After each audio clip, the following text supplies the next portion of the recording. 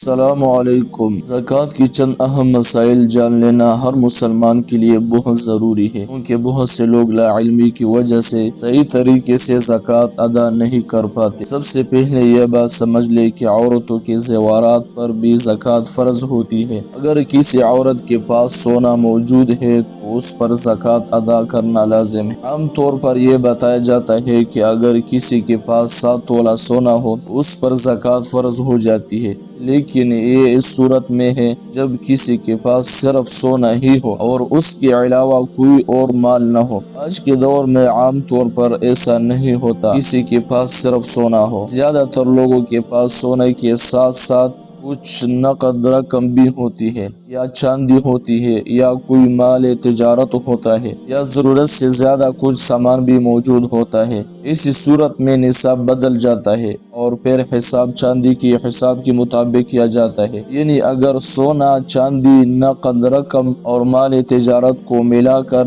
ان کی قیمت 52.5 تولہ چاندی کی قیمت کے برابر ہو جائے تو اس پر زکوٰۃ فرض ہو جاتی ہے۔ اسی طرح بعض خواتین اپنی بیٹیوں یا بچوں کے لیے سونا الگ کر رکھ دیتے ہیں، اگرچہ وہ سونا بچوں کے لیے رکھا گیا ہو، لیکن جب نصاب کا حساب کیا جائے گا تو اس کو بھی شمار کیا جائے گا اور اس پر بھی زکوٰۃ ادا کرنا ضروری ہوگی۔ خلاصہ یہ ہے کہ اگر کسی کے پاس تھوڑا سا سونا بھی ہو، جیسے 1 لاکھ، 1.5 لاکھ یا آدھا تولہ، اور اس کے ساتھ ساتھ کچھ نقد رقم یا مال تجارت بھی موجود ہو، تو ان سب کو ملا کر ان کی قیمت 52.5 تولے چاندی کی قیمت تک پہنچ جائے، اس پر زکوٰۃ فرض ہو جائے گی۔ اسی طرح گاڑیاں یا موٹر سائیکل کے بارے میں بھی یہ بات سمجھ لینا چاہیے۔ اگر گاڑیاں یا موٹر سائیکل ذاتی استعمال کے لیے ہے تو اس پر زکوٰۃ فرض نہیں ہوتی، چاہے 1 ہو یا 2 ہو یا 3 ہو۔ لیکن اگر گاڑیاں یا موٹر سائیکل کی خرید اور فروخت کا کاروبار کیا جا رہا ہو، جیسے کوئی شو روم ہو یا سیل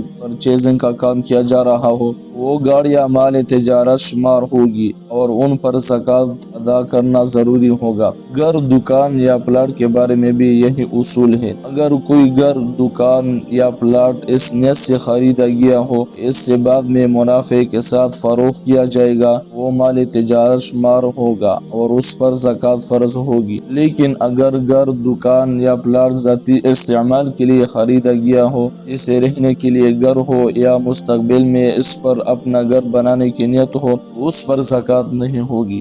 اگر کسی نے گھر یا دکان کرائے پر دیا ہوا ہو تو اس پر بھی زکوٰۃ نہیں ہوتی، کیونکہ وہ مال تجارت نہیں ہے۔ البتہ اس سے جو کرایہ حاصل ہوتا ہے، اگر وہ جمع ہو کر نصاب تک پہنچ جائے اور اس پر 1 سال گزر جائے، اس رقم پر زکوٰۃ ادا کرنا لازم ہوگی۔ اسی طرح رشتہ داروں میں بھی زکوٰۃ دی جا سکتی ہے، البتہ والدین، دادا دادی، نانا نانی اور اپنی اولاد یعنی بیٹی بیٹیا، پوتی پوتیا اور نواسے نواسیاں نہیں دی جا سکتی۔ ان کے علاوہ باقی رشتہ دار جیسے بھائی، بہن، خالہ، ماموں، چچا، پھوپھی اور کزن وغیرہ اگر مستحق ہو تو ان کو زکوٰۃ دی جا سکتی ہے، اور بعض اوقات رشتہ داروں کو زکوٰۃ دینا زیادہ افضل بھی ہوتا ہے۔ اللہ تعالی ہم سب کو صحیح طریقے سے زکوٰۃ ادا کرنے کی توفیق عطا فرمائے، آمین۔